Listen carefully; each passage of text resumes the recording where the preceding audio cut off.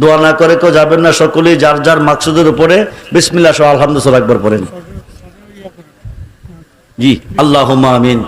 আরনি জামালিকা ইয়া রাসূলুল্লাহ, আরনি বিজামালিকা উনজুর হালানা ইয়া রাসূলুল্লাহ, উনজুর হালানা ইয়া রাসূলুল্লাহ, ইসমাকা লানা ইয়া হাবিবাল্লাহ।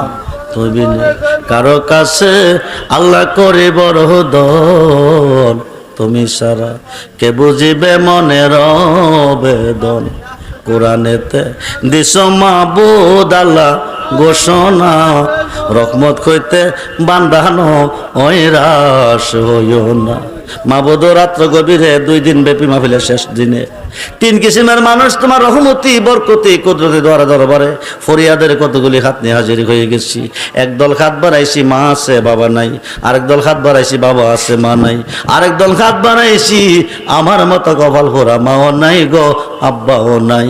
আল্লাহ এই 2 দিন ব্যাপী মাহফিলের শেষ দিনে এই পর্যন্ত যা কিছু আলোচনা ব্যবস্থা মেলে আদি মোস্তফা আদায় করা হলো, হাদিয়াটুকু দু জাহানের বাদশাহ দোকলের সাথে নবী মুহাম্মদ রাসূলুল্লাহ সাল্লাল্লাহু আলাইহি সাল্লামের কদম মোবারক তুমি কবুল করো। নবীজির আহলে আওলাদগণ বিবিগণ সমস্ত সাহাবীগণ সমস্ত ইমামগণের বারকত তুমি কবুল করো। সাইয়েদনা আদি পিতা আদম সফিউল্লাহ হইতে আজ পর্যন্ত নবী রাসূল আব্দুল গাউস কত মুমিনাতান শস্যা পরিমাণে মানে যে প্রত্যেকের বারকত তুমি কবুল করো। আয় আল্লাহ আমাদের যার যার প্রিয় মুর্শিদের বারকত তুমি কবুল করো, ওনাদের নেক আমাদেরকে নসিব করো। আমাদের বংশের মানুষ যারা অন্ধকার কবরে তাদেরকে মাফ করো, কবরগুলি জান্নাতের বাগান বানিয়ে দাও, জান্নাতি বিছানা জান্নাতি খাবারের ব্যবস্থা করে দাও। আমরা যারা বেঁচে আছি খায়াতের মধ্যে বরকত দাও, যারা অসুস্থ সুস্থ করে দাও, যারা বিমার সেবাই কেমন নসিব করে দাও।